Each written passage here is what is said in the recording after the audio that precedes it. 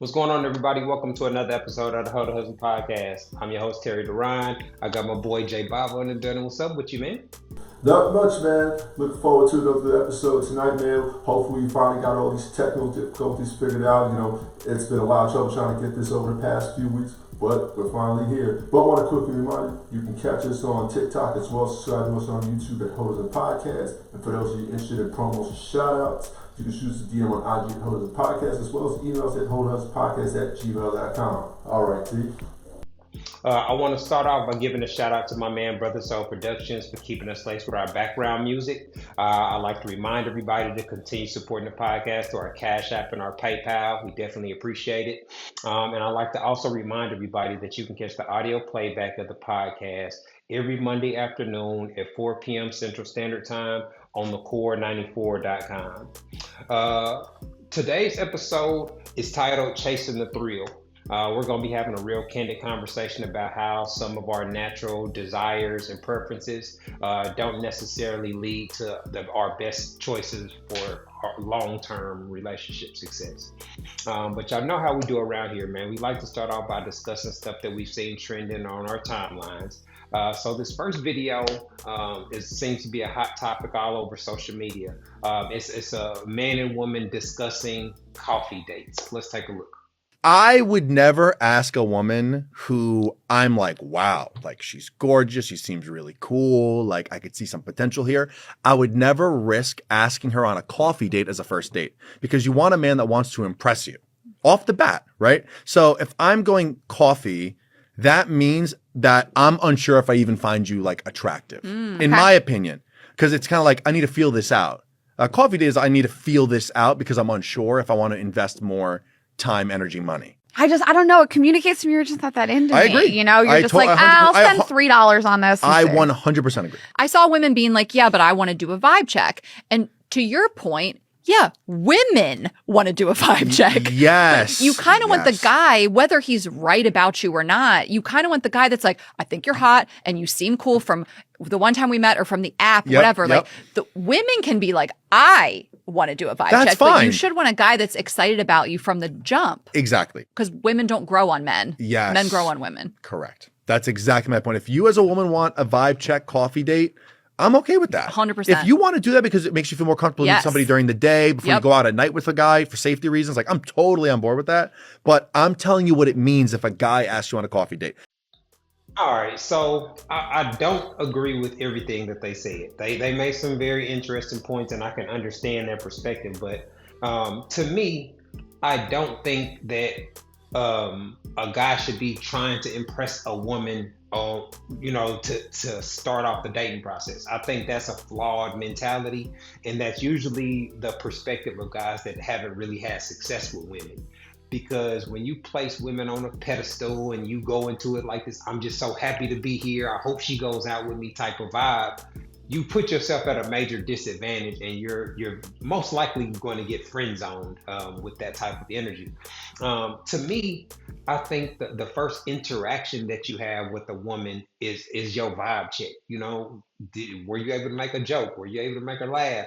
How did you have to beg for her to give her your number? Like if the vibe is really there, things flow naturally. And with all the technology that we have today, phone conversations, a FaceTime call, it's very easy to tell whether a woman if the initial vibe is there. Now, at any moment, dating is fluid. Somebody could say something that changes your perspective on them, but the vibe check to decide whether I want to hang out with you or see you in person, that's already been established before I shot my shot. And so the coffee date thing, I wouldn't be afraid. I think through those conversations, you should be able to tell if it ain't coffee, you can suggest drinks or something like that. And I think that will let you know where things should go moving forward. Absolutely. What this does here, I don't agree with necessarily in what he said. I kind of think it reinforces the contingent of women out there that say, I don't do coffee dates, or I'm too good for a coffee date. It kind of panders to that contingent. Not saying he's a panderer. I don't know this guy. I don't know his platform or anything. I haven't really listened to anything he said. But like you said, If you're trying to go out your way to impress a woman, you put yourself at a major disadvantage because you're pedestalizing that woman that wasn't warranted to begin with. When you're saying, well, I gotta do this horse and pony show, take her to this expensive place just to impress her, and 9 times out of 10 you just get put in the friend zone anyway, just like you said here. If I say, and you know, we've said this thousands of times, we've said this ad nauseum here. If a woman likes you, it doesn't even matter what you take. Whether you take her to coffee, hell, you take her to the hot dog stand. If she likes you, she values the time spent, not necessarily where you take her per se. Right, because like I said, just suggesting drinks or something. Let's link up here. You know, what are you doing Thursday? Doing something to where you can meet in person. You can always. I guess one of the key components. I don't know why most people don't. I thought all guys did this, but suggesting. That's the key to success of dating. While you are with the person, while you're on the phone, you are suggesting and creating new opportunities to link up. You know what I mean? Like, and so while you're on the date, if the date is going well or the link up is going well, you should be suggesting something else. Man, Friday they got such and such. Michael's coming out. You know what I'm saying? Like, you seen Michael? Like, you could be suggesting something that you figured out that they're interested in, or that could possibly put you in a position to dance or be around her again.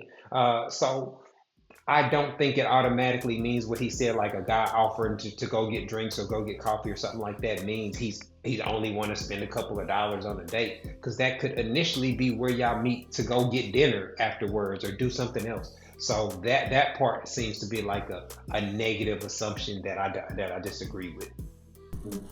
Yeah, no question about it.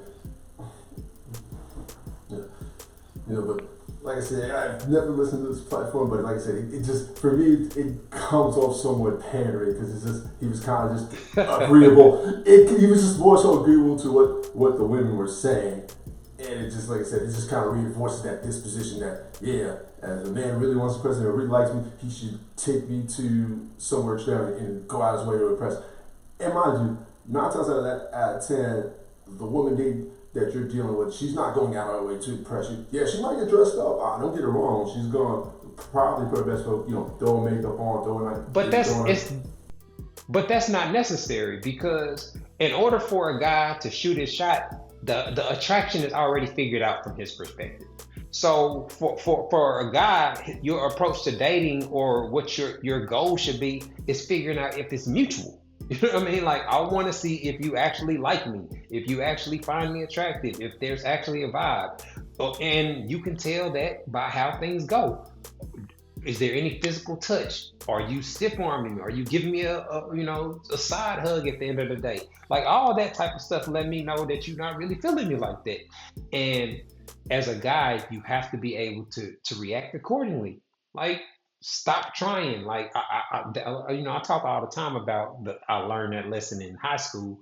But yeah, chasing a chick or trying to convince a chick to date you or give you a chance is always going to put you in an undesirable position as a man. So let's keep things rolling. Now, this next video, I saw this and it highlighted a lot of the frustration that guys, express online. This was a video of Hitman Holla from Wildin' Out. Him and his girl have a podcast where they were discussing their relationship, and he was complaining about a lack of appreciation for the lifestyle he provides. Let's take a look. Avoid this. The way I treat her, the way I live life, I should be able to go out every weekend. I don't. Cool. I shouldn't hear this the first time. I shouldn't hear it. That's all. That's my whole problem. That's my only problem. She's a great girl. She's a great fiance, great must all that. My only problem is I feel like I'm getting treated like a nigga who's ain't shit. I know niggas right now who treat their girls terrible, who don't, you know what I'm saying, who don't feel like I feel. And that's what's confusing me. Like, what am I doing this for? That's unreal. And I know I do it for, like, I'm a man, I'm supposed to do it. Like, I live a good way. Like, my mom and dad was married since I was 6. That's all I know. Only been in 2 relationships. I'm a lover boy, so I know I do it. That's just what's in me. But that is what's triggering me, because I just feel like she don't appreciate the type of man she got. That's all I feel. I just feel like she's spoiled as she should be. But I just feel like the things she chooses to say to me, I worked hard enough where that stuff shouldn't get said to me. Now he has a valid point, especially for a man in his position. He got celebrity status. He's on TV. He's doing shows. He's traveling and doing all these type of things. So he's doing everything that a man is supposed to be doing. Right? All the stuff that women say that they want from a man, he's meeting it. He's in shape. He's making sure keeping up with his appearance and all that. And he's not just outside constantly. And so I watched a little bit more of the exchange. It was a typical situation where a woman spins the narrative. And so she made it seem like he goes at the way she was talking. You would think that he's out constantly. You know what I mean? Like, so she had a complaint about him being out. You get to go out and party, and I'm stuck with the kids. Like she's having to do all this hard work, and all you do is party.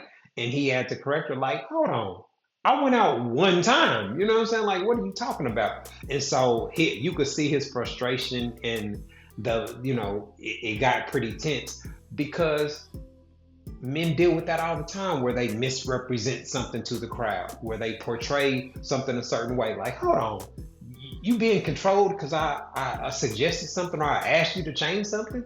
You know what I'm saying? Like, oh, you're trying to control me. Oh, you're trying to, like, so it's like, it was that type of vibe where it's like, damn, if you gonna complain about a guy that's providing you with the luxury and the designer and all the stuff that women want on social media, then men are doomed.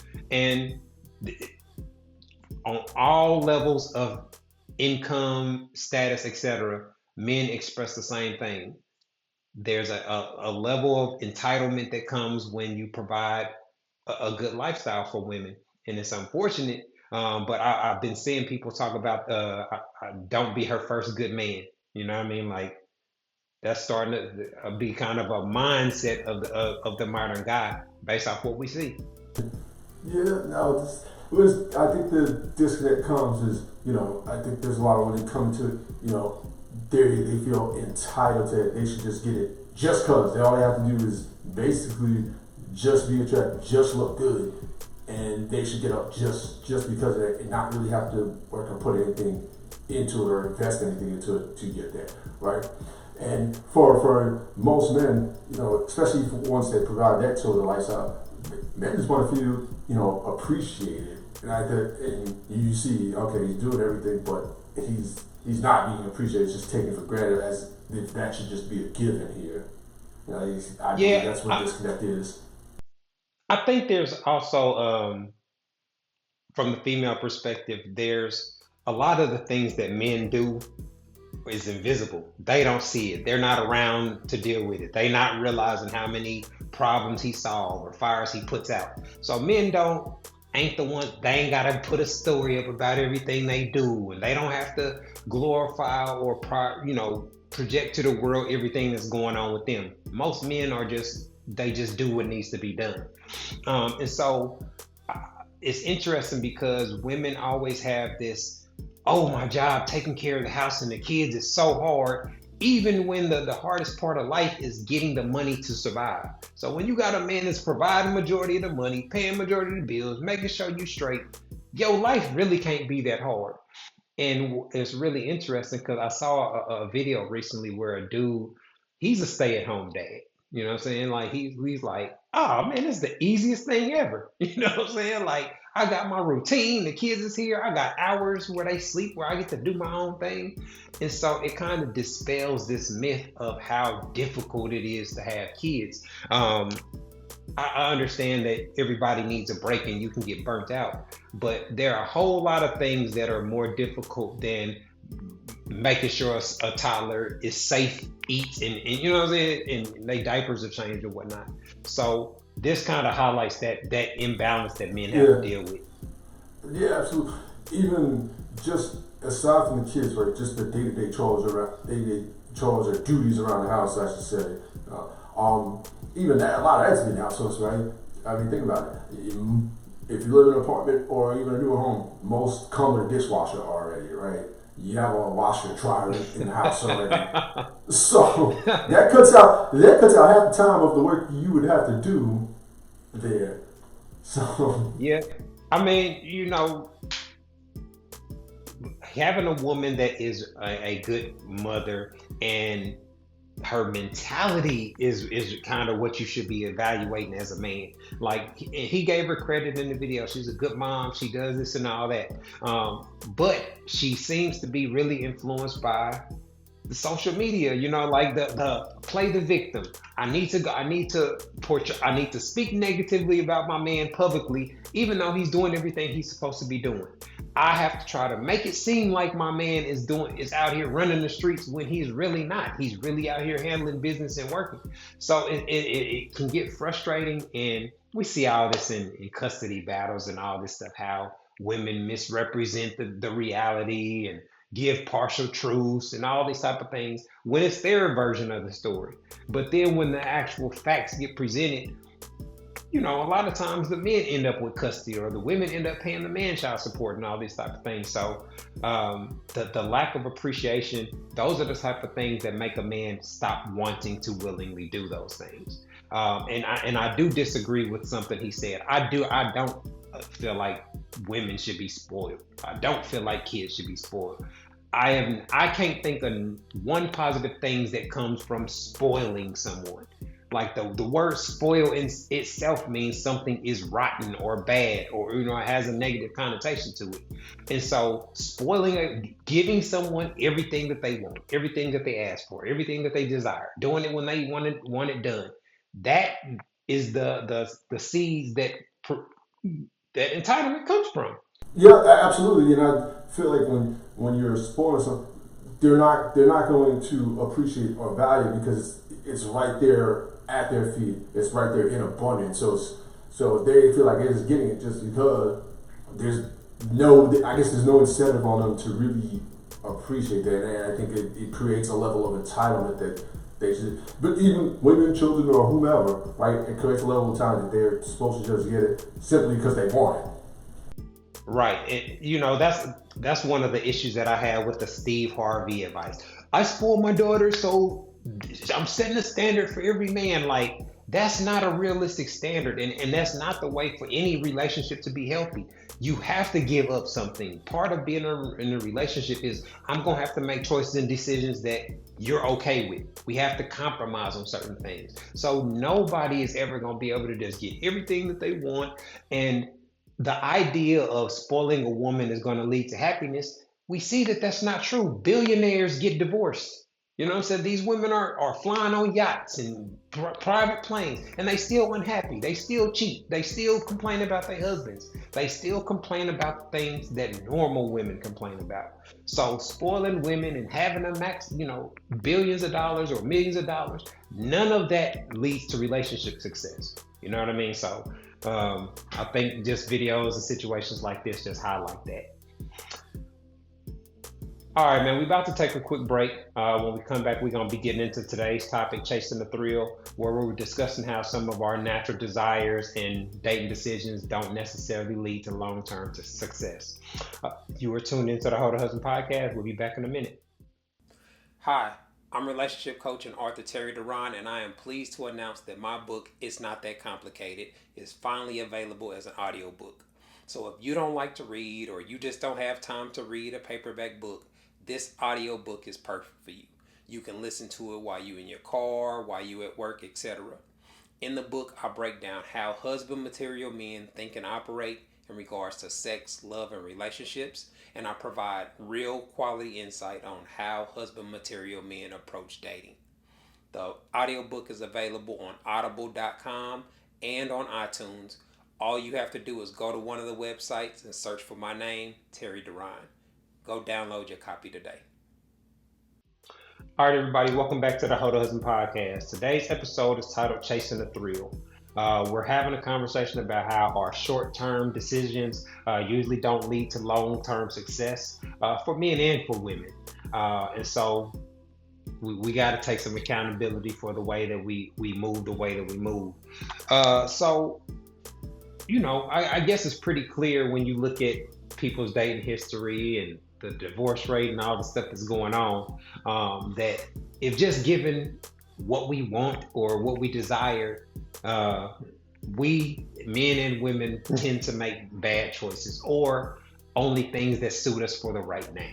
You know, women with the bad boys, women choose, ignoring the guys and friend zoning the guys that have husband material and will be good fathers. It's the guys chasing the baddie, chasing the thoughts, ignoring the chick that they could build with long term because they're more excited or they're more physically attracted to the girl that's in the streets. I guess a certain level of maturity has to, be established before you can have the wisdom to see those things up front.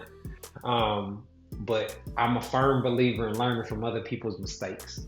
So that was kind of the approach that I took as far as having a baby mama and just being reckless with who you sleep with. The guys that I saw doing things like that, it seems like they compounded the problems that they had to deal with at a very young age, and that's something I really wanted to avoid.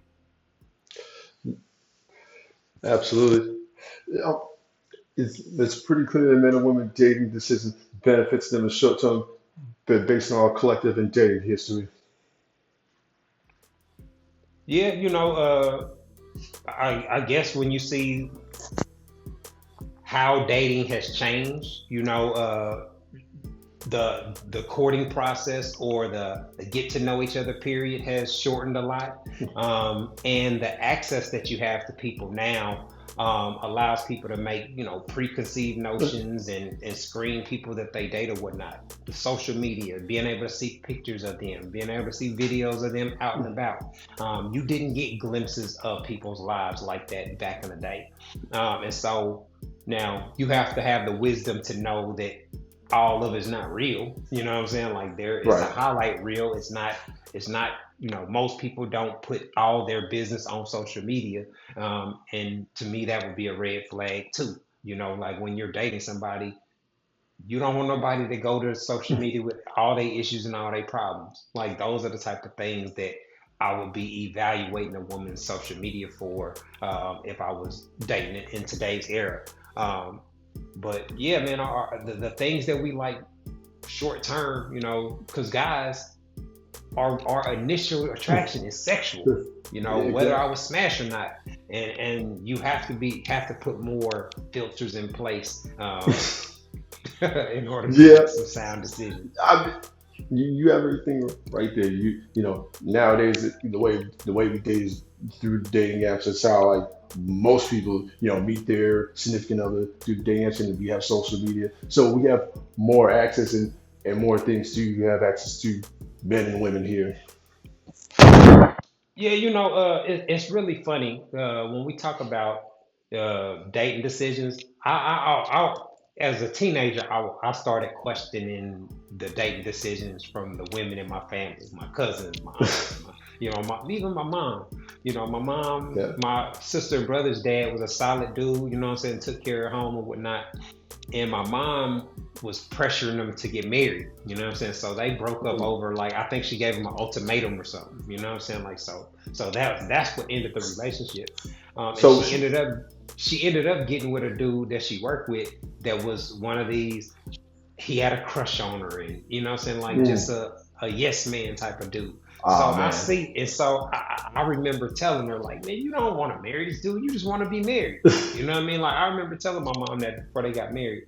And true enough, she didn't respect him. She didn't really like a dude like that. And so I had somebody in my life that I hate to view him like that, but who I don't want to be like. You know what I'm saying? You have the template right there of what you don't want to be like. But so she broke up with the previous guy before because she gave him a timeline. Hey, we need to be married by X amount of months. I don't know exactly how it was. Okay. But I know we moved out because he didn't get married. Oh wow. I had heard her talking about being married or whatnot, and we lived together. The same rhetoric. We playing house, like even though he was paying the bills and doing, like he was providing. Right. I don't know what his philosophy. He's never been married, even to this day, he's still never been married. So I Wow. guess that was his philosophy on it. But to me, that was a bad decision making. That was bad long term decision making for a short term want.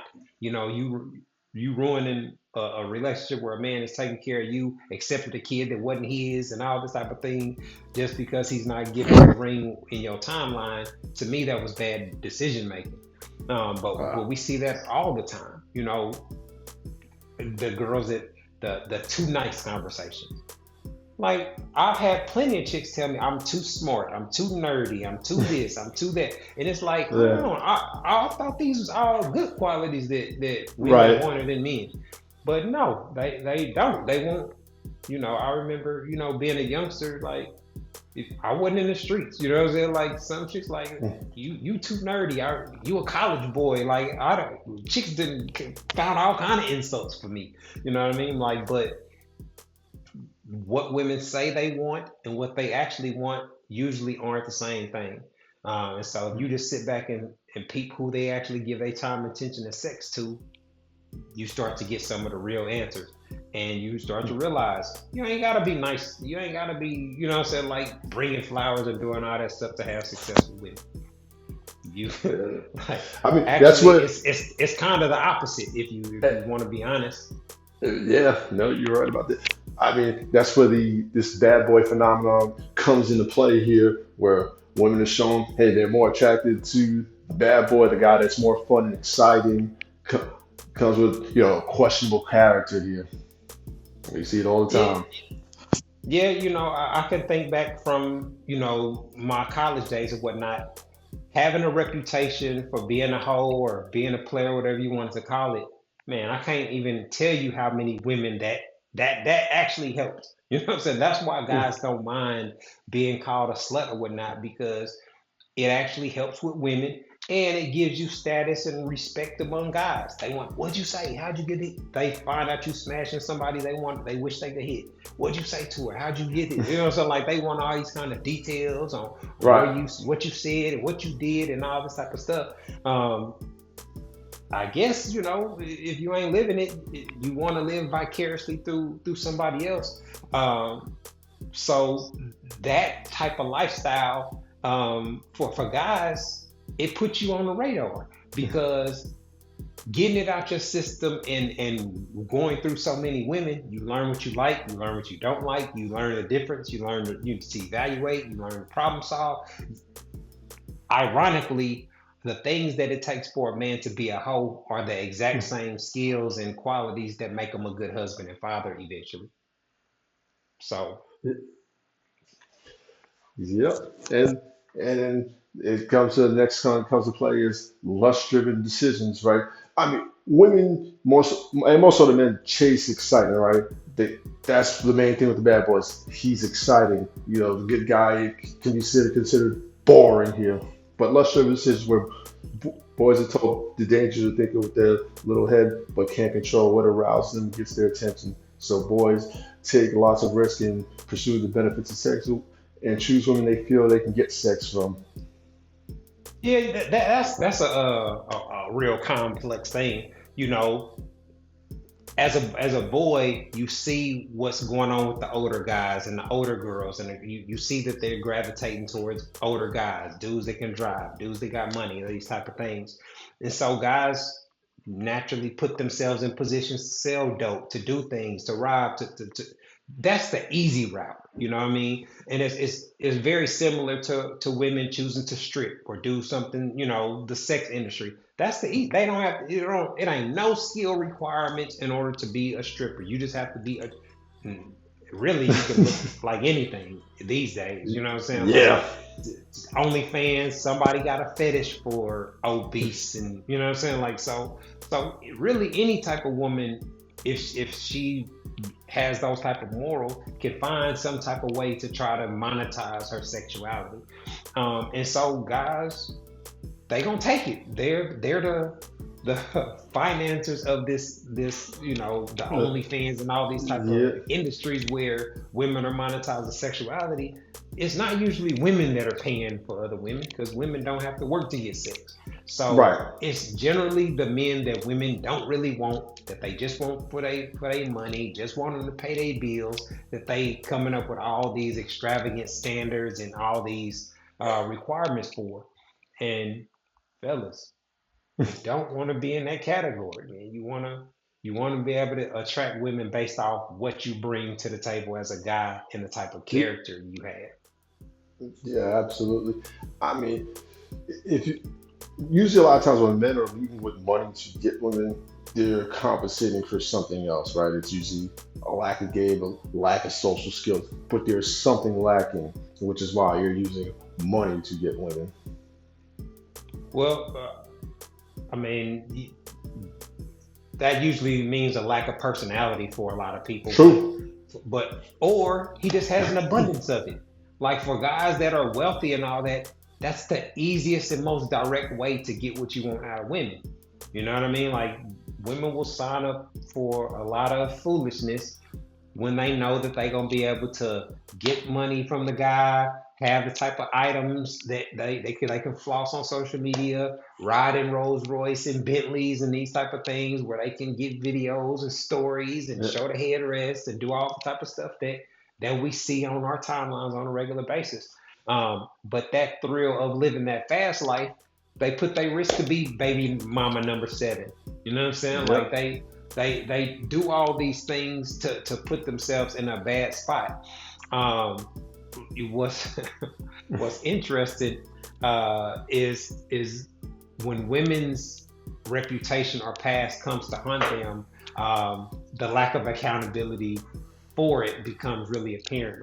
And what comes to mind is yesterday news broke that Klay Thompson Klay Thompson. did the style. Yeah, so Klay, I thought he was simping out. You know what I'm saying? I thought he I'm was too. I'm like, oh man, he's finna marry this thought. You know what I'm saying? Like, I wasn't gonna talk negative about it. You know what I'm saying? Like, he ain't learned. You know what I'm saying? I thought because he's in, doing holidays with the family and all this. I'm like, what is he doing? You know what I'm saying? Like, Yeah. she writing songs about him, my baby. You know what I'm saying? Like, so I'm like, okay. The next thing you know, she about to have a baby bomb. You know what I'm saying? Like, that would be a major lick for her. You get a man that's worth $200-300 million in the NBA, but women will,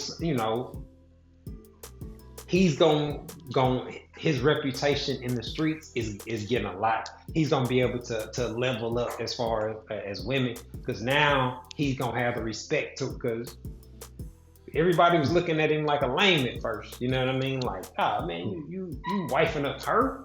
You know what I'm saying? Yep. Like with not that she just has the worst reputation ever or anything, but it's a lot of red flags, lying on Tory, going on TV, lying about who you had sex with, the whole shooting incident, changing the scenario. So there are a bunch of red flags, the drinking, the whole bunch of stuff that would lead me to think that fun only, short term kicking it, max. So maybe that was his end game. But we don't know the details, but I'm just seeing the discourse about it. And the women are hot. They are all acting like Megan's reputation didn't have anything to do with how he viewed Right. it. You know what I mean? Yeah, man. When I saw this, and then so it's you see a lot of women getting on UI platforms, kind of just trashing Klay Thompson and kind of just acting like Meg said didn't have a reputation. As you just named, the lying on Tory Lanez and any of that. That just kind of went by the wayside. It's like a list of dudes that ran through her. You know what I'm saying? Like documented. It reminds me of the meme I've seen where it's like not a trainer dude smashing a chick, and then there's the dude in the back with the flowers, waiting, to woo her and wipe her up. That's who I thought Klay Thompson was when the news of them seriously dating and all that. So I'm not glad that he cheated. You know what I'm saying? Like that's drama that he could have just ended it. But I'm glad he didn't end up going for the okie doke. Like if they would have been pregnant and announcing a wedding, we probably would have had him on trending topics. Yeah. When I heard this thing trending, honestly, I thought they were saying, he got her pregnant because I just kept saying his name pop up. So I was like, did he get her pregnant or something? Yeah. I wasn't sure what happened either. But I guess he's gonna be the poster boy for cheating for the until somebody else get caught up. Yep. So we'll see how this goes. Who he ends up with next. But it looks like we up against the clock, man. We about to get up out of here. Before we go, man, I want to give another shout out to my man, Brother Soul Productions, for keeping us laced with our background music. I'd like to remind y'all to continue supporting the podcast through our Cash App and our PayPal. Jay, I appreciate you linking us so we can get this Yes, episode sir. knocked out. Looking forward to getting it SD back on so we can, have everything flow like normal. This has been another episode of the Ho to Husband Podcast, y'all. Thanks for tuning in. Peace.